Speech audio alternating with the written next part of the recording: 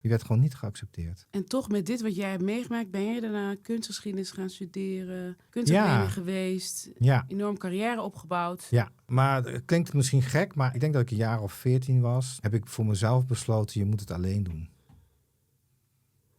Niemand gaat jou helpen. Maar nu ben je niet meer alleen. Nee.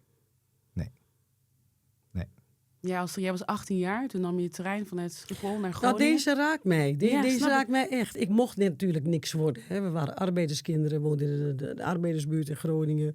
Dan had je die nare docenten die je altijd onderadviseerden. Hè, die met zo'n blik van was niks, is niks, wordt niks. Zo'n blik was je nagekeken. En ik wist dat ik heel hard moest werken.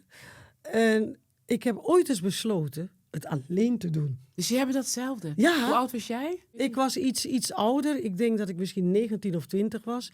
Ik moet dit alleen doen, want niemand gaat me helpen. En wat het nog veel erger maakte, is dat ik in een omgeving opgroeide waar iedereen een beetje zat te wachten tot mensen ze zouden helpen. Want dat was een beetje de belofte.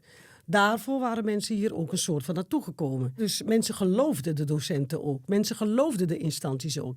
En elk gesprek dat je had, werd je een beetje naar beneden geduwd. Op een gegeven moment heb ik me eruit gedacht en gedacht, hoe dan ook, ik ga hieruit komen. Maar jullie gaan niet helpen, ik ga het alleen doen. Dat is 1. Er is een tweede iets wat mij goed op weg heeft geholpen. Ik kwam vanuit Groningen en iedereen dacht daar over het ergste gaat naar Amsterdam. Ik stond op het Centraal Station.